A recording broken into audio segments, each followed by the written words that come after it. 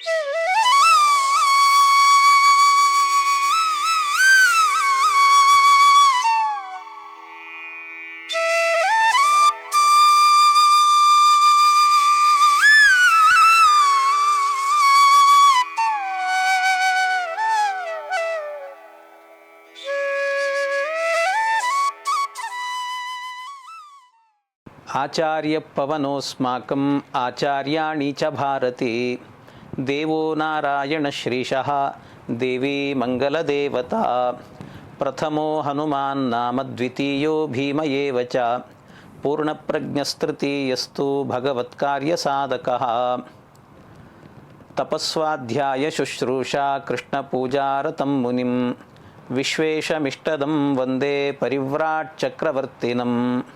ಶ್ರೀ ಗುರುಭ್ಯೋ ನಮಃ. ಹರಿ ಓಂ ಹರಿ ಓಂ ಹರಿ ಓಂ. ಆರಂಭದಲ್ಲಿ ಹರಿವಾಯುಗುರುಗಳನ್ನು ಭಕ್ತಿಪೂರ್ವಕವಾಗಿ ನಮಸ್ಕರಿಸಿ ಕೃಷ್ಣಾವತಾರದ ಕಥೆ ನಿರ್ವಿಘ್ನವಾಗಿ ನಡೆಯಲಿ ಅಂತ ವಿಘ್ನೇಶ್ವರಾಂತರ್ಗತ ಭಾರತೀ ರಮಣ ಮುಖ್ಯಪ್ರಾಣಾಂತರ್ಗತ ವಿಶ್ವಂಭರರೂಪಿ ಪರಮಾತ್ಮ ಅಭಿನ್ನನಾದ ಲಕ್ಷ್ಮೀ ನರಸಿಂಹದೇವರಲ್ಲಿ ಪ್ರಾರ್ಥನೆಯನ್ನು ಸಲ್ಲಿಸಿ, ಕೃಷ್ಣಾವತಾರ ಅನ್ನೋದು ಅದೊಂದು ಎಲ್ಲರ ಮನಸ್ಸನ್ನು ಆಕರ್ಷಣೆ ಮಾಡುವಂತಹ ಅದ್ಭುತವಾದ ರೋಚಕವಾದಂಥ ಕೃಷ್ಣನ ಬಾಲಲೀಲೆಗಳನ್ನು ಕೇಳ್ತಾ ಇದ್ದರೆ ಮೈಯ ರೋಮಗಳೆಲ್ಲವೂ ಕೂಡ ನಿಮಿರಿ ನಿಲ್ಲುವಂತಹ ಅದ್ಭುತವಾದಂಥ ಒಂದು ಕಥೆ. ಭಾಗವತಾದಿ ಪುರಾಣಗಳಲ್ಲಿ, ಮಹಾಭಾರತದಲ್ಲಿ, ವಾದಿರಾಜರು ರಚನೆ ಮಾಡಿರುವಂತಹ ರುಕ್ಮಿಣೀಶ ವಿಜಯ ಮೊದಲಾದ ಕಾವ್ಯಗಳಲ್ಲಿ ಅದ್ಭುತವಾಗಿ ನಿರೂಪಣೆಯನ್ನು ಮಾಡಿದ್ದಾರೆ. ಆ ಕೃಷ್ಣಾವತಾರ ಅದೊಂದು ರೋಚಕ. ಆರಂಭದಲ್ಲಿ ಕೃಷ್ಣ ಹುಟ್ಟಿದ್ದು ಎಲ್ಲ ಲೀಲೆಗಳು ಕೂಡ ಏನಿದ್ದಾವೆ ಅದನ್ನು ಒಂದು ಮಾತು ಹೇಳ್ತಾರೆ, ಲೀಲಾಭಿರ್ ಭಾವಗರ್ಭಾಭಿಹಿ ಜನಮಾನಂದ ಎನ್ಬಭೂ ಅಂತ. ಕೃಷ್ಣನ ಒಂದೊಂದು ಲೀಲೆಗಳು ಕೂಡ ಅವನ ಅವತಾರದಿಂದ ಹಿಡಿದು ಪ್ರತಿಯೊಂದು ಕೂಡ ಭಗವಂತನ ಲೀಲೆಗಳು ಭಾವಪೂರ್ಣವಾದ ಲೀಲೆಗಳು. ಅಂದರೆ ಭಾವಪೂರ್ಣ ಲೀಲೆಗಳು ಅಂತ ಹೇಳಿದರೆ ಏನೇನು ಮಾಡಿದ್ದಾನೋ ಅದರಲ್ಲಿ ಎಲ್ಲ ಕಡೆಯಲ್ಲೂ ಒಂದೊಂದು ಸಂದೇಶವನ್ನು ಇಟ್ಟಿದ್ದಾನೆ ಪರಮಾತ್ಮ. ಅದರಲ್ಲಿ ಆರಂಭದಲ್ಲಿ ಪರಮಾತ್ಮ ಮಥುರಾ ಪಟ್ಟಣದಲ್ಲಿ ಅವತಾರವನ್ನು ಮಾಡುತ್ತಾನೆ. ಮೊಟ್ಟ ಮೊದಲಿಗೆ ವಸುದೇವ ಮತ್ತು ದೇವಕಿಯರು ಅಂತ ಇಬ್ಬರಿಗೂ ಕೂಡ ವಿವಾಹ ನಡೆಯುತ್ತೆ. ದೇವಕೀ ದೇವಿ ಅಂತ ಹೇಳಿದರೆ ಅವಳು ಕಂಸನ ತಂಗಿ. ಆ ತಂಗಿಯ ವಿವಾಹವನ್ನು ಮಾಡಿ ಅದ್ಧೂರಿಯಾಗಿ ಸ್ವಾಗತವನ್ನು ಮಾಡಬೇಕು ಅಂತ ರಥದಲ್ಲಿ ಕೂಡಿಸಿ ಮಥುರಾ ಪಟ್ಟಣದಲ್ಲಿ ಒಂದು ರಥೋತ್ಸವವನ್ನೇ ಮಾಡಿದ್ನಂತೆ. ರಥದಲ್ಲಿ ಮೆರವಣಿಗೆ ಮಾಡಿಸಿದ. ಆ ಮೆರವಣಿಗೆಯನ್ನು ಮಾಡುವಾಗ ಆ ಕಾಲದಲ್ಲಿ ಇದ್ದಕ್ಕಿದ್ದಾಗೆ ಒಂದು ಆಕಾಶವಾಣಿ ಆಗುತ್ತೆ. ಪುರಾಣಗಳಲ್ಲಿ, ಶಾಸ್ತ್ರಗಳಲ್ಲಿ ಎಲ್ಲಾದರೂ ಕೂಡ ಆಕಾಶವಾಣಿ ಅನ್ನುವ ಶಬ್ದ ಬಂದರೆ ಅದಕ್ಕೆ ವಾಯುದೇವರೇ ಹೇಳಿದಂಥ ಮಾತು ಅಂತ ಅಭಿಪ್ರಾಯ. ಆಗ ಅವನಿಗೆ ಒಂದು ನುಡಿ ಕೇಳಿಸುತ್ತೆ, ಇನ್ನು ಕೆಲವೇ ದಿನಗಳಲ್ಲಿ ನಿನ್ನ ತಂಗಿಯಲ್ಲಿ ಅವತರಿಸುವಂತಹ 8ನೇ ಗರ್ಭ ನಿನ್ನ ಮೃತ್ಯು ಆಗತ್ತೆ ಅಂತ ಕಂಸನಿಗೆ ಈ ಸಂದೇಶ ಬಂದಾಗ, ಆಕಾಶವಾಣಿ ಹೇಳಿದಾಗ ಕೂಡಲೇ ಅಂಥ ತಂಗಿಯೂ ನನಗೆ ಬೇಡ ಅಂತ ಆಕಾಶವಾಣಿಯ ಮಾತನ್ನು ಕೇಳಿ ಅವಳ ತಲೆ ಮುಡಿಗೆ ಕೈ ಹಾಕಿ ಎಳೆದು ನಿನ್ನನ್ನು ಕತ್ತರಿಸಿ ಬಿಡ್ತೇನೆ ಅಂತ ನಿಂತಾಗ ವಸುದೇವ ಬಂದು ಹೇಳುತ್ತಾನೆ, ಕಂಸ ಹೆಣ್ಣು, ಅದರಲ್ಲೂ ಕೂಡ ನಿನ್ನ ತಂಗಿ, ಇಂಥವಳನ್ನು ಕೊಲ್ತೇನೆ ಅಂತ ಹೇಳ್ತಿದ್ದೀಯಲ್ಲೋ, ಎಂಥ ಮಾತು ಹೇಳ್ತಿದ್ದಿ, ಬೇಡ, ಹಾಗೆ ಮಾಡಬೇಡ. ನನಗೆ ಮೃತ್ಯು ತರುವಂತಹ ಒಂದು ಮಗುವನ್ನು ಹೆರ್ತಾಳೆ ಅಂತ ಆದರೆ ಅಂಥವಳು ಬದುಕಿರಬಾರದು ಅಂತ ಹೇಳುವಾಗ ವಸುದೇವ ಬೀಸೋ ದೊಣ್ಣೆಯಿಂದ ತಪ್ಪಿಸಿಕೊಂಡ್ರೆ ಸಾಕು ಅಂತ ಕೂಡಲೇ ಹೇಳ್ತಾನೆ, ಹಾಗೇನಾದರೂ ನಿನಗೆ ಮೃತ್ಯು ಆಗೋದು ಅಂತಿದ್ದರೆ ಹುಟ್ಟಿದ ಮಗುವನ್ನು ತಂದು ನಿನ್ನ ಕೈ ಕೊಡ್ತೇನಂತೆ. ಆದ್ದರಿಂದ ಆ ನನ್ನ ಹೆಂಡತಿಯನ್ನು ಮಾತ್ರ ಬಿಡು ಅಂತ ಕೇಳಿದಾಗ ಆಯಿತು ಅಂತ ಒಪ್ಪಿಕೊಂಡು ಅವರನ್ನು ನನ್ನ ಸೆರೆಮನೆಯಲ್ಲೇ ಇರಬೇಕು ನೀವು ಅಂತ ಮಥುರಾ ಪಟ್ಟಣದ ಸೆರೆಮನೆಯಲ್ಲಿ ವಸುದೇವ ದೇವಕಿಯರನ್ನು ಒಳಗೆ ಹಾಕಿದ. ತಾನು ರಾಜನಾಗಿ ಮೆರೀತಾ ಇದ್ದ. ಹೀಗೆ ಮೆರೀತಾ ಇರುವಾಗ ಆ ವಸುದೇವ ದೇವಕಿಯರಿಗೆ ಆ ಸೆರೆಮನೆಯಲ್ಲೇನೆ 6 ಜನ ಮಕ್ಕಳು ಹುಟ್ಟುತ್ತಾರೆ. ಮೊದಲಿಗೊಂದು ಮಗು ಹುಟ್ಟಿತ್ತು. ಮಗು ಹುಟ್ಟಿದ ಕೂಡಲೇ ಆ ಮಗುವನ್ನು ತೆಗೆದುಕೊಂಡು ವಸುದೇವ, ಕಂಸ ನೀನು ಸಂಹಾರ ಮಾಡ್ತೀನಿ ಅಂತ ಹೇಳಿದ್ದೆಲ್ಲ, ತಗೋ ಇದನ್ನು ಅಂತ ಹೇಳಿದರೆ, ಅಯ್ಯೋ ನನಗೆ 8ನೇ ಮಗು ಮೃತ್ಯು ಅಂತ ಹೇಳಿದ್ದಾರೆ ಆಕಾಶವಾಣಿಯಲ್ಲಿ, ಅದರಿಂದ ಈ ಮಗುವನ್ನು ನಾನು ಕೊಲ್ಲೋದಿಲ್ಲ ಅಂತ ಹೇಳಿದ. ಬೇಡ ಅಂತ ಹೇಳುವಾಗ ನಾರದ ಮಹರ್ಷಿಗಳು ಬರ್ತಾರೆ. ನಾರದ ಮಹರ್ಷಿಗಳು ಬಂದು ಹೇಳಿದರು ಕಂಸನಿಗೆ, ಕಂಸ ನಿನಗೆ ತಲೆ ಕೆಟ್ಟಿದೆಯಾ ನಿನಗೆ? ಯಾಕೆ ಅಂತ ಹೇಳಿದರೆ ಈ ದೇವತೆಗಳ ಭಾಷೆ ಏನು ಅಂತ ಅರ್ಥ ಆಗೋದಿಲ್ಲ. ಯಾಕೆ ನೋಡು, 8ನೇ ಮಗು ಅಂತ ಹೇಳಿದ್ದಾರೆ. 8ನೇ ಮಗು ನಿನ್ನ ಮೃತ್ಯು ಅಂತ ಹೇಳಿದರೆ 8 ಅಂದರೆ ಯಾವ ಸಂಖ್ಯೆ ಅಂತ ತಿಳ್ಕೊಂಡಿದ್ದಿ? ಮೊದಲಿಂದ 1 2 ಅಂತ ಎಣಿಸಿದರೆ ಕೊನೆಯದ್ದು 8 ಆಗುತ್ತೆ. ಕೊನೆಯದ್ರಿಂದ ಮೊದಲಿಗೆ ಬಂದರೆ ಮೊದಲನೇದ್ದೇ 8 ಆಗುತ್ತೆ. ಅಥವಾ ಮಧ್ಯದಲ್ಲಿ ಯಾವುದನ್ನು ಎಣಿಸಿದರೆ ಏನು ಮಾಡ್ತೀಯ? ಅದರಿಂದ ಯಾವ ಮಗು ನಿನ್ನ ಮೃತ್ಯು ಅಂತ ಗೊತ್ತಿಲ್ಲ ಅಂತ ಹೇಳುವಾಗ ಹೌದಲ್ಲ ಅಂತ ಅವನ ತಲೆಗೆ ಹೊಕ್ಕು ಕೂಡಲೇ ಬಂದು ಹುಟ್ಟಿದ ಮಗುವನ್ನು ಕಂದಮ್ಮ ಅಂತಲೂ ಕೂಡ ನೋಡದೇನೆ ತಂದು ಅದನ್ನು ಮೇಲಕ್ಕೆ ಎತ್ತಿ ಬಂಡೆಗೆ ಹೊಡೆದು ಕೊಲ್ತಾನೆ ಈ ಕಂಸ. ದುಷ್ಟ ಪರಮನೀಚ ಅಂಥವನು ಹೀಗೆ ಕೊಂದ. ಆದರೆ ಆ ತಾಯಿ ಮಗು ಹೋಯಿತು ಅಂತ ದುಃಖವನ್ನು ಪಟ್ಟು ಕೊರಗಿದ್ದಾಳೆ. ಮತ್ತೆ ಒಂದು ಮಗು ಹುಟ್ಟಿತು. ಹೀಗೆ ಒಂದೊಂದು ಮಗುಗಳು ಹುಟ್ಟುತ್ತಾ ಕೊನೆಗೆ 6 ಮಕ್ಕಳು ಹುಟ್ಟುತ್ತಾರೆ. 6 ಮಕ್ಕಳು ಹುಟ್ಟಿದಾಗ 6ನೇ ಮಗು ಆಯಿತು.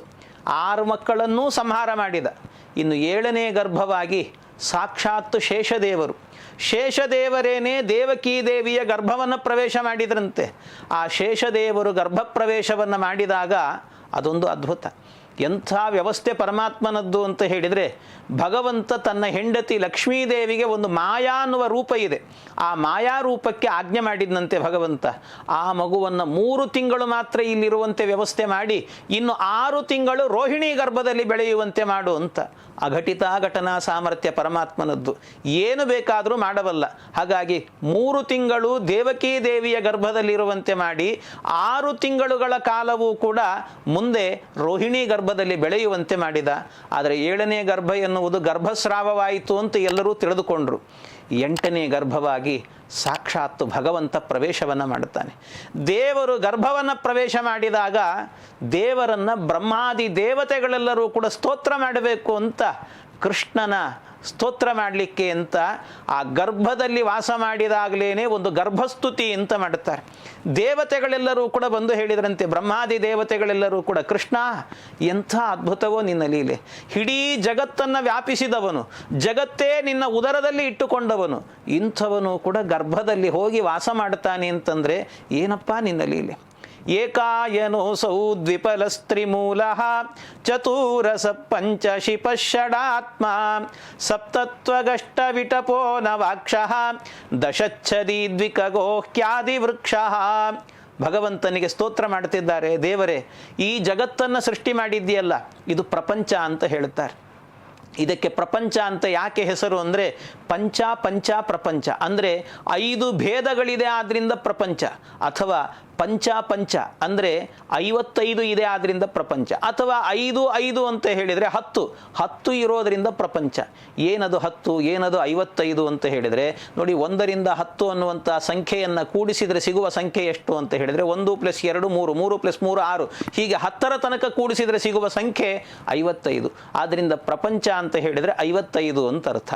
ಏನದು 55 ಅಂದರೆ ಏಕಾಯನೋಸೌ, ಈ ಪ್ರಪಂಚ ಎನ್ನುವಂತಹದ್ದು ಒಂದು ವೃಕ್ಷ ಅಂತ ಹೇಳಿದರು. ಯಾವುದದು ವೃಕ್ಷ ಅಂತ ಕೇಳಿದರೆ ಈ ವೃಕ್ಷಕ್ಕೆ ಹೆಸರೇನು ಅಂದರೆ ಅಶ್ವತ್ಥ ಅಂತ ಹೆಸರಂತೆ. ಇದರ ಬೇರು ಎಲ್ಲಿದೆ, ಇದರ ಕೊಂಬೆರೆಂಬೆಗಳೆಲ್ಲಿದ್ದಾವೆ ಅಂದರೆ ಪ್ರಪಂಚ ಎನ್ನುವ ಅಶ್ವತ್ಥ ವೃಕ್ಷಕ್ಕೆ ಬೇರುಗಳೆಲ್ಲವೂ ಮೇಲೆ ಇದೆ ಅಂತೆ, ಆದರೆ ಕೊಂಬೆರೆಂಬೆಗಳೆಲ್ಲ ಕೆಳಗೆ ಇದೆ ಅಂತ ಹೇಳ್ತಾರೆ.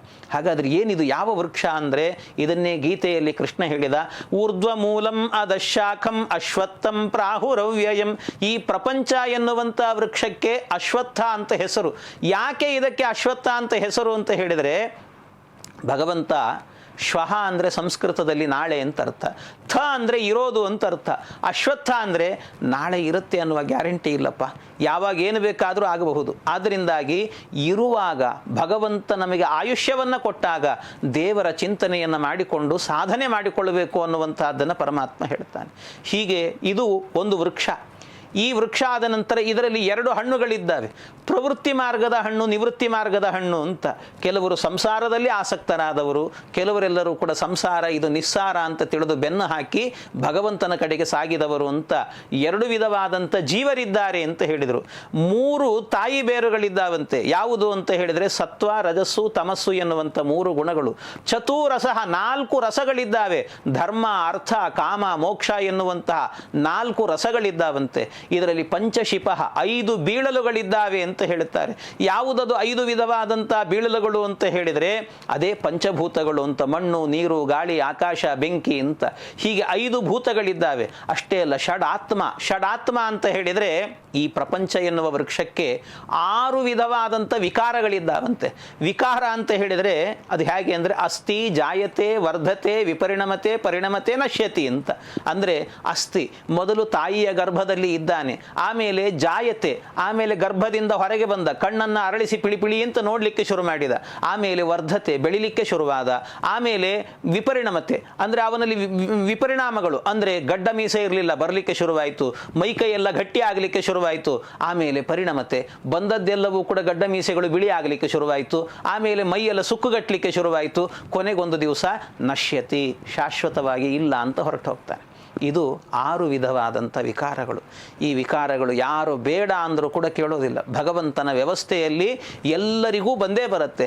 ಮುಪ್ಪು ಬೇಡ ಅಂದರೆ ಯಾರಿಗೆ ಬರೋದಿಲ್ಲ ಹೇಳಿ? ಎಲ್ಲರಿಗೂ ಕೂಡ ಬರುತ್ತೆ. ಆದರೆ ಬರದೇ ಇರುವಂತಹದ್ದು ಯಾವಾಗ ಅಂತ ಹೇಳಿದರೆ ಭಗವಂತನ ಲೋಕಕ್ಕೆ ಹೋದಾಗ ಮಾತ್ರ, ಮೋಕ್ಷಕ್ಕೆ ಹೋದಾಗ ಮಾತ್ರ.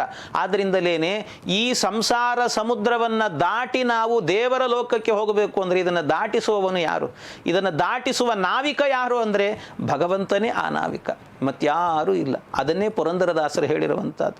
ಆರು ತೆರೆಯ ನೋಡಂಬಿಗ ಹದ ಮೀರಿ ಬರುತ್ತಲಿದೆ ಅಂಬಿಗ, ಯಾರಿಂದಲಾಗದೋ ಅಂಬಿಗ ಅದ ನಿವಾರಿಸಿ ದಾಟಿಸೋ ಅಂಬಿಗ. ಇದು ಭಗವಂತ, ಅವನು ದಾಟಿಸಿದರೆ ಮಾತ್ರ ನಾವು ದಾಟಲಿಕ್ಕೆ ಸಾಧ್ಯ. ಆಮೇಲೆ ಇದರಲ್ಲಿ ಷಡಾತ್ಮ, ಆಮೇಲೆ ಸಪ್ತತ್ವಕ್ 7 ವಿಧವಾದಂತಹ ತ್ವಕ್, ಇದರಲ್ಲಿ ತೊಗಟೆಗಳಿದ್ದಾವೆ, ಚರ್ಮಗಳು ಅಂತ, ಪದರುಗಳು ಅಂತ ಹೇಳಿದರು. ಯಾವುದು ಅಂತ ಹೇಳಿದರೆ ತ್ವಕ್, ಚರ್ಮ, ಮಾಂಸ, ರುಧಿರ, ಮೇಧ, ಮಜ್ಜ, ಅಸ್ಥಿ ಅಂತ ಈ ಸಪ್ತ ಧಾತುಗಳು ಅಂತ ಏನು ಹೇಳುತ್ತೇವೆ ಅವುಗಳೇನೆ ಇದರಲ್ಲಿ ಇರುವಂತಹ ಈ ತೊಗಟೆಗಳು ಅಂತ ಹೇಳಿದರು. ಅಷ್ಟವಿಟಪಃ 8 ವಿಧವಾಗಿರುವಂತಹ ಸೃಷ್ಟಿಯನ್ನು ಮಾಡಿದ್ದಾನೆ ಭಗವಂತ. ಸೃಷ್ಟ್ಯಾದಿ ಅಷ್ಟಕರ್ತೃತ್ವಂ ಅಂತ ಹೇಳ್ತಾರೆ ಪರಮಾತ್ಮನಿಗೆ.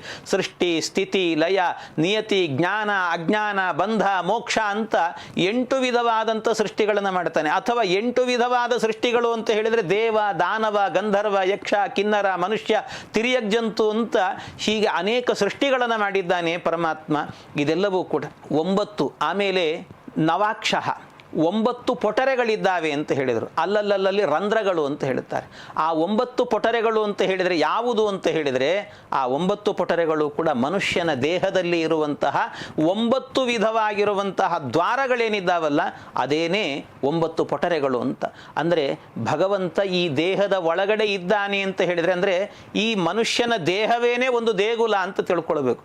ಅದಕ್ಕೆ ಮಧ್ವಾಚಾರ್ಯರು ಉಡುಪಿಯಲ್ಲಿ ಕೃಷ್ಣನನ್ನು ಪ್ರತಿಷ್ಠೆ ಮಾಡುವಂತಹ ಕಾಲದಲ್ಲಿ ಹೇಗೆ ಮಾಡಿದ್ದಾರೆ ಅಂದರೆ 9 ಕಿಂಡಿಗಳಿಂದ ಅವನ ದರ್ಶನವನ್ನು ಮಾಡಬೇಕು ಅಂತ ವ್ಯವಸ್ಥೆ ಮಾಡಿದ್ದಾರೆ. 9 ಕಿಂಡಿಗಳಿಂದ ದೇವರ ದರ್ಶನವನ್ನು ಮಾಡಬೇಕು ಅಂದರೆ ಅದರ ಅಭಿಪ್ರಾಯ ಏನು ಅಂದರೆ ಎಲ್ಲರ ಒಳಗೂ ಕೂಡ ಭಗವಂತ ಇದ್ದಾನೆ ಅಂತ, ಎಲ್ಲರಲ್ಲೂ ಕೂಡ ದೇವರನ್ನು ಕಾಣು ಅನ್ನುವ ಸಂದೇಶವನ್ನು ಮಧ್ವಾಚಾರ್ಯರು ಕೊಟ್ಟಿದ್ದಾರೆ. ಹೀಗೆ 9 ರಂಧ್ರಗಳನ್ನು ಸೃಷ್ಟಿ ಮಾಡಿದ್ದಾನೆ ಭಗವಂತ. ಆಮೇಲೆ ದಶಚ್ಛದಿ ಅಂದರೆ 10 ಎಲೆಗಳನ್ನು ಸೃಷ್ಟಿ ಮಾಡಿದ್ದಾನಂತೆ ಈ ವೃಕ್ಷದಲ್ಲಿ. ಆ 10 ಎಲೆಗಳು ಯಾವುದು ಅಂತ ಹೇಳಿದರೆ ಪಂಚ ಜ್ಞಾನೇಂದ್ರಿಯ, ಪಂಚ ಕರ್ಮೇಂದ್ರಿಯ ಅಂತ. ಹೀಗೆ 10 ಎಲೆಗಳು, 1ರಿಂದ 10 55, 5 5 ಪ್ರಪಂಚ. ಹಾಗಾಗಿ ಪಂಚ ಪ್ರಪಂಚ. ಇಂಥ ಪ್ರಪಂಚವನ್ನು ಸೃಷ್ಟಿ ಮಾಡಿದಂಥವನು ಪರಮಾತ್ಮ. ನೀನು ಕೂಡ ಈ ಪ್ರಪಂಚದಲ್ಲಿ ಒಂದು ಪುಟ್ಟದಾದ ಗರ್ಭದಲ್ಲಿ ಪುಟ್ಟ ಮಗುವಾಗಿ ನೀನು ಅಲ್ಲಿ ಪ್ರವೇಶ ಮಾಡಿದ್ದೀಯಲ್ಲ, ಏನಪ್ಪ ನಿನ್ನ ಲೀಲೆ ದೇವರೇ, ನಮೋ ನಮಃ ಅಂತ ಭಗವಂತನನ್ನ ಗರ್ಭಸ್ತುತಿಯನ್ನು ಮಾಡ್ತಾ ಆ ಪರಮಾತ್ಮನನ್ನು ಸ್ತೋತ್ರ ಮಾಡಿ ನಮಸ್ಕಾರವನ್ನು ಮಾಡಿದ್ರಂತೆ. ಹೀಗೆ ನಮಸ್ಕಾರ ಮಾಡ್ತಾ ಇದ್ದಂತೆ ಬ್ರಹ್ಮಾದಿ ದೇವತೆಗಳೆಲ್ಲರೂ ಕೂಡ ನಂತರ ಹೊರಟು ಹೋಗ್ತಾರೆ. ಆಮೇಲೆ ಭಗವಂತ ಸರಿಯಾಗಿ ರೋಹಿಣ್ಯಾಂ ಅರ್ಧರಾತ್ರೇತು ಯದಾ ಕಾಳಾಷ್ಟಮಿ ಭವೇತ್, ರೋಹಿಣಿ ನಕ್ಷತ್ರ ಸಹಿತವಾದಂತಹ ಅದು ಸಿಂಹ ಮಾಸದಲ್ಲಿ ಸರಿಯಾಗಿ ಅಷ್ಟಮಿ ತಿಥಿ, ಕೃಷ್ಣ ಪಕ್ಷದ ಅಷ್ಟಮಿ ತಿಥಿ ಎಂದು ಚಂದ್ರೋದಯದ ಕಾಲದಲ್ಲಿ ಭಗವಂತ ಅವತಾರವನ್ನು ಮಾಡ್ತಿದ್ದಾನಂತೆ. ದೇವರು ಅವತಾರವನ್ನು ಮಾಡುವಂತಹ ಕಾಲದಲ್ಲಿ ಹೇಗಿತ್ತು ಅಂತ ಹೇಳಿದರೆ ಎಲ್ಲ ಕಡೆಯಲ್ಲೂ ಕೂಡ ನೀರು ಹರಿಯುವಂತಹದ್ದು ಕೂಡ ತಿಳಿಯಾಗಿ ನೀರು ಹರಿತಾ ಇತ್ತಂತೆ. ರಾತ್ರಿಯ ಕಾಲ ಕಮಲ ಅರಳೋದಿಲ್ಲ, ಸೂರ್ಯನ ಕಿರಣ ಇದ್ದಾಗ ಮಾತ್ರ ಕಮಲ ಅರಳುತ್ತೆ. ಆದರೆ ರಾತ್ರಿ ಕಾಲದಲ್ಲೂ ಕೂಡ ಕಮಲಗಳೆಲ್ಲ ಅರಳಿ ನಿಂತಿದ್ವಂತೆ. ಯಾಕೆ ಅಂದರೆ ಭಗವಂತ ಕೃಷ್ಣನಾಗಿ ಅವತಾರ ಮಾಡುತ್ತಿದ್ದಾನೆ, ಅವನು ಅವತಾರ ಮಾಡುವಂಥ ಕಾಲದಲ್ಲಿ ಅವನ ಪೂಜೆಗೆ ಯೋಗ್ಯವಾಗಿ ನಾನು ಅರಳಿಲ್ಲ ಅಂದರೆ ನನ್ನ ಬದುಕೇ ವ್ಯರ್ಥ ಅಂತ ಕಮಲಗಳು ಕೂಡ ಅರಳಿ ನಿಂತಿದ್ವಂತೆ.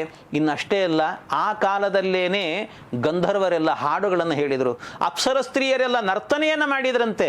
ಯಾಕೆ ಅಂತ ಹೇಳಿದರೆ ಅವರಿಗೊಂದು ರೀತಿ ಚಮತ್ಕಾರದಿಂದ ವಾದಿರಾಜರು ಹೇಳ್ತಾರೆ, ಗಂಧರ್ವರೆಲ್ಲರೂ ಕೂಡ ಹಾಡನ್ನು ಹೇಳಿದರು. ಯಾಕೆ ಹಾಡು ಹೇಳಿದರು ಅಂದರೆ, ಮುಂದೆ ಕೃಷ್ಣ ಅವತಾರ ಮಾಡಿದ ಮೇಲೆ ಕೊಳಲನಾದವನ್ನು ಮಾಡುತ್ತಾನೆ, ಅವನ ವೇಣುನಾದವನ್ನು ಕೇಳಿದ ಮೇಲೆ ನಮ್ಮ ಸಂಗೀತ ಕೇಳಲಿಕ್ಕೆ ಯಾವ ಜನರು ಕೂಡ ಆಡಿಯನ್ಸ್ ಸಿಗೋದಿಲ್ಲ, ಆದ್ದರಿಂದ ಅವನು ಹುಟ್ಟೋಕ್ಕಿಂತ ಮೊದಲೇ ನಾವೆಲ್ಲ ಹಾಡಿಬಿಡೋಣ ಅಂತ ಅವರೆಲ್ಲ ಸಂತೋಷದಿಂದ ಹಾಡುತ್ತಿದ್ದರಂತೆ, ಭಕ್ತಿ ಪರವಶರಾಗಿ ಹಾಡಿದ್ರಂತೆ. ಇನ್ನು ಗಂಧರ್ವರೆಲ್ಲ ಸೇರಿಕೊಂಡು ಹಾಡನ್ನು ಹೇಳಿದ್ರಂತೆ.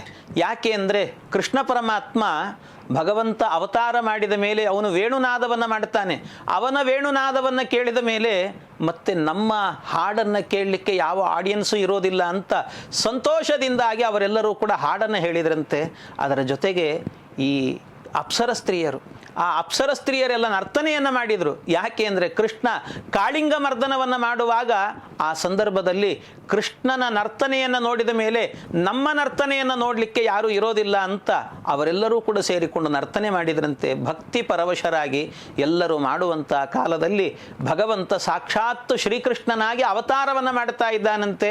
ಅವನ ಅವತಾರ ಮಾಡಿದಾಗ ಹೇಗಿದ್ದ ಭಗವಂತ ಅಂತ ಹೇಳಿದರೆ, ತಮದ್ಭುತಂ ಬಾಲಕಮಂಬುಜೇಕ್ಷಣಂ ಚತುರ್ಭುಜಂ ಶಂಖ ಗದಾದ್ಯುದಾಯುಧಂ ಶ್ರೀವತ್ಸಲಕ್ಷ್ಮಂ ಗಲಶೋಭಿ ಕೌಸ್ತುಭಂ ಪೀತಾಂಬರಂ ಸಾಂದ್ರಪಯೋಧ ಸೌಭಗಂ. ಪರಮಾತ್ಮ ಹೇಗಿದ್ದ ಅಂದರೆ ತಮದ್ಭುತಂ, ಅದ್ಭುತ ಪರಮಾತ್ಮ, ಬಾಯಿನ ಶಬ್ದಗಳಲ್ಲಿ ವರ್ಣನೆ ಮಾಡಲಿಕ್ಕೆ ಸಾಧ್ಯ ಇಲ್ಲ. ಹಾಗಾಗಿ ಅಷ್ಟು ಅದ್ಭುತನಾಗಿದ್ದಂತೆ ಭಗವಂತ. ಅದ್ಭುತನಾದಂಥ ಪರಮಾತ್ಮ ಹೇಗಿದ್ದಾನೆ ಅವನು ಅಂತ ಹೇಳಿದರೆ, ತಮದ್ಭುತಂ ಬಾಲಕಂ ಅಂಬುಜೇಕ್ಷಣಂ, ಕಮಲದಂತಹ ಕಂಗಳಂತೆ ಪರಮಾತ್ಮನ. ಚತುರ್ಭುಜಂ ಶಂಖ ಗದಾದ್ಯುದಾಯುಧಂ, 4 ಕೈಗಳನ್ನು ಧಾರಣೆ ಮಾಡಿಕೊಂಡು ಬಂದಿದ್ದಾನೆ. ಶಂಖ, ಚಕ್ರ, ಗದ, ಪದ್ಮ, ಪೀತಾಂಬರವನ್ನು ಹುಟ್ಟಿದ್ದಾನಂತೆ ಪರಮಾತ್ಮ. ನೋಡಲಿಕ್ಕೆ ಮೋಹಕವಾಗಿದ್ದಾನೆ, ಅದ್ಭುತವಾದಂಥ ರೂಪ ಪರಮಾತ್ಮನದ್ದು ಅಂತ ಹೇಳುತ್ತಿದ್ದಾರೆ. ಇದರ ಮೂಲಕ ಭಗವಂತ ನಮಗೆ ತೋರಿಸಿಕೊಡ್ತಾ ಇದ್ದಾನೆ ಪರಮಾತ್ಮ ಅವನಿಗೆ ಗರ್ಭವಾಸ ಎನ್ನುವುದು ಇಲ್ಲ ಅಂತ. ಯಾಕೆ ಅಂದರೆ ಯಾರಾದರೂ ಮಕ್ಕಳು ಅವತಾರ ಮಾಡಿದಾಗ, ಹುಟ್ಟಿದಾಗ ಗರ್ಭದಿಂದ ಬರುವಾಗಲೇ ಕೈಯಲ್ಲಿ 4 ಕೈ ಹಿಡ್ಕೊಂಡು ಶಂಖ, ಚಕ್ರ, ಗದಾ, ಪದ್ಮ ಹಿಡ್ಕೊಂಡು ಬರ್ತಾರ, ಪೀತಾಂಬರವನ್ನು ಹುಟ್ಟು ಬರ್ತಾರ. ಈ ರೀತಿ ಬಂದಿದ್ದಾನೆ ಭಗವಂತ ಅಂದರೆ ಅವನಿಗೆ ಗರ್ಭವಾಸ ಎನ್ನುವಂಥದ್ದು ಇಲ್ಲ. ಶುಕ್ಲಶೋಣಿತನಾಗಿ ಪರಮಾತ್ಮ ಅವತಾರ ಮಾಡೋದಿಲ್ಲ ಭಗವಂತ. ಅವನಿಗೆ ಹುಟ್ಟು ಅಂದರೆ ಲಕ್ಷ್ಮೀದೇವಿಗೆ, ವಾಯುದೇವರಿಗೆ, ಇವರಿಗೆಲ್ಲ ಹುಟ್ಟು ಅಂತ ಹೇಳಿದರೆ ನಮ್ಮ ನಾರಾಯಣಗೂ ಈರಮ್ಮೆ ಗಡಿಗಡಿಗೂ ಜನ್ಮವೆಂಬುವುದು ಅವತಾರ ಅಂತ ಅವನೆಲ್ಲ ಅವತಾರವನ್ನು ಮಾಡೋದು ಪರಮಾತ್ಮ. ಹಾಗೆ ಭಗವಂತ ಕೃಷ್ಣನಾಗಿ ಅವತಾರವನ್ನು ಮಾಡ್ತಾನೆ ಪರಮಾತ್ಮ. ಅವತಾರ ಮಾಡಿದ ಕೂಡಲೇ ದೇವಕೀ ದೇವಿ, ವಸುದೇವ ಎಲ್ಲರೂ ಸೇರಿ ಆ ಭಗವಂತನನ್ನು ಸ್ತೋತ್ರ ಮಾಡಿದ್ರಂತೆ.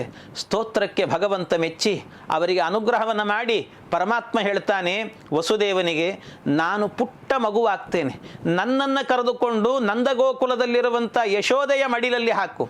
ಯಶೋದೆಯ ಮಡಿಲಲ್ಲಿ ಈಗಾಗಲೇ ಒಂದು ಹೆಣ್ಣು ಕೂಸು ಹುಟ್ಟಿದೆ, ಸಾಕ್ಷಾತ್ತು ದುರ್ಗಾದೇವಿ, ನನ್ನ ಹೆಂಡತಿ ಲಕ್ಷ್ಮೀದೇವಿ. ಆದ್ದರಿಂದ ಆ ದುರ್ಗಾದೇವಿಯನ್ನು ಇಲ್ಲಿಗೆ ಕರ್ಕೊಂಡು ಬಾ ಅಂತ ಹೇಳಿದ್ರಂತೆ. ಆಯಿತು ಅಂತ ಆ ವಸುದೇವನು ಕೂಡ ಭಗವಂತನನ್ನು ಸಣ್ಣದಾಗಿರುವಂಥ ಒಂದು ಬಿದಿರಿನ ಬುಟ್ಟಿಯಲ್ಲಿ ಅವನನ್ನು ಹಾಕಿಕೊಂಡಂತೆ. ಹಾಕಿಕೊಂಡು ಭಗವಂತನನ್ನು ಹೊತ್ತುಕೊಂಡ. ತಲೆಯ ಮೇಲೆ ಹೊರಲಿಕ್ಕೆ ಪುರುಸೊತ್ತಿಲ್ಲ ಭಗವಂತನನ್ನು.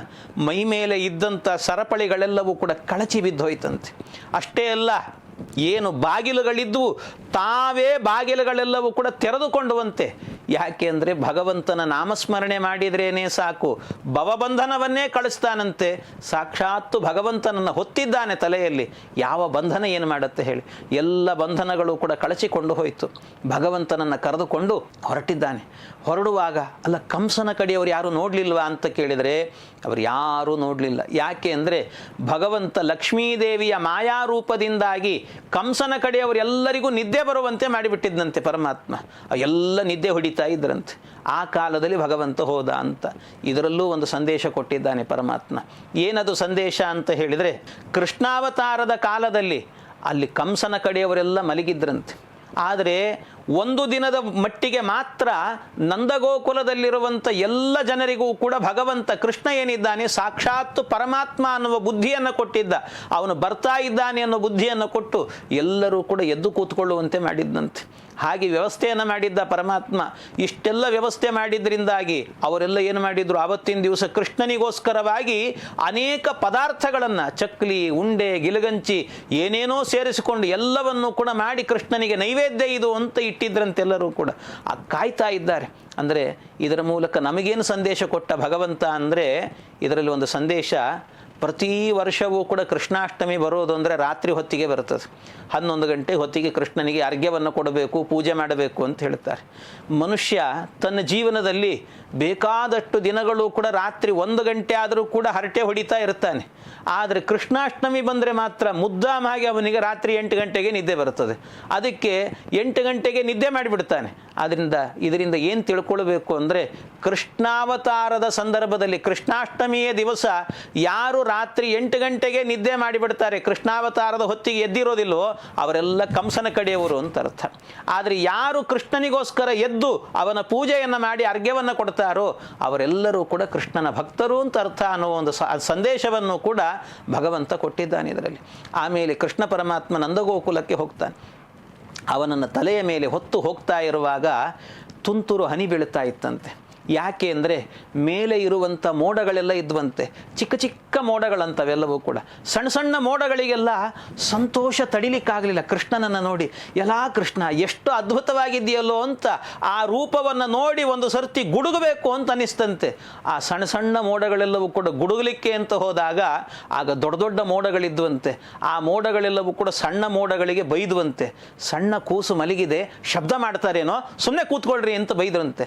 ಬೈದದ್ದಕ್ಕೆ ಮೋಡಗಳೆಲ್ಲವೂ ಕೂಡ ಬಹಳ ಗರ್ಜನೆ ಮಾಡದೇನೆ ನಿಧಾನವಾಗಿ ಗರ್ಜನೆಯನ್ನು ಮಾಡ್ತಾ ಸಣ್ಣ ಸಣ್ಣ ತುಂತುರು ಹನಿಗಳನ್ನು ಬೀಳಿಸ್ತಾ ಇದ್ವಂತೆ. ಆ ತುಂತುರು ಹನಿ ಬೀಳ್ತಾ ಇದ್ರೆ ಎಲ್ಲಿ ಭಗವಂತನ ಮೇಲೆ ಬಿದ್ದಾಗ ಅವನಿಗೆ ಶೀತ ಆಗುತ್ತೋ ಅಂತ ಅದಕ್ಕೋಸ್ಕರ ಶೇಷದೇವರೇನೆ ಬಂದು ಮೇಲ್ಭಾಗದಲ್ಲಿ ಛತ್ರಿಯಂತೆ ನಿಂತಿದ್ರಂತವರು, ಅವರ ಹೆಡೆಗಳನ್ನು ಬಿಡಿಸಿಕೊಂಡು ಹೀಗೆ ಭಗವಂತನನ್ನು ಕರೆದುಕೊಂಡು ವೈಭವದಿಂದ ಆ ವಸುದೇವ ಹೋಗ್ತಾ ಇದ್ದಾನಂತೆ. ಹೋಗುವಾಗ ಏನಾಗಿತ್ತು ಅಂದರೆ, ದೇವಕೀ ದೇವಿ ಹುಟ್ಟಿದ ಕೂಸಿಗೆ ದೃಷ್ಟಿ ಆಗಬಾರದು ಅಂತ ತನ್ನ ಸೆರೆಮನೆಯಲ್ಲೇ ಒಂದು ದೀಪ ಹಚ್ಚಿಟ್ಟಿದ್ರಂತೆ ಗೋಡೆಗೆ. ಆ ಗೋಡೆಗೆ ಹಚ್ಚಿದಂಥ ಏನು ದೀಪ ಇದೆಯಲ್ಲ, ಆ ದೀಪ ಉರಿದು ಉರಿದು ಉರಿದು ಕಪ್ಪಾಗಿತ್ತಂತೆ ಗೋಡೆ.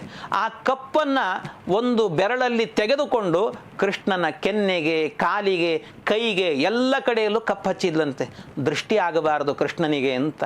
ಹಾಗೆ ಕಪ್ಪು ಹಚ್ಚಿಕೊಂಡು ಹೋಗ್ತಾ ಇದ್ದ ದೇವರು. ಅವನು ಹೋಗ್ತಾ ಇರುವಾಗ ಏನಾಯಿತು, ಆ ವಸುದೇವ ತಲೆಯ ಮೇಲೆ ಹೊತ್ತಿದ್ದಾನೆ ಕೃಷ್ಣನನ್ನು. ಯಮುನಾ ನದಿ ಬಂತಂತೆ. ಯಮುನಾ ನದಿಯ ಹತ್ತಿರಕ್ಕೆ ಹೋದಾಗ ಯಮುನೆ ಹರಿತಾನೇ ಇದ್ದಾಳೆ.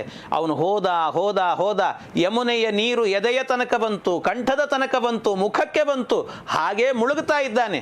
ಮುಳುಗುವಾಗ ಅಕಸ್ಮಾತ್ತಾಗಿ ಆ ನೀರು, ಯಮುನಾ ನದಿಯ ನೀರು ಎನ್ನುವಂಥದ್ದು ಕೃಷ್ಣನ ಪಾದವನ್ನು ತಾಕಿತಂತೆ.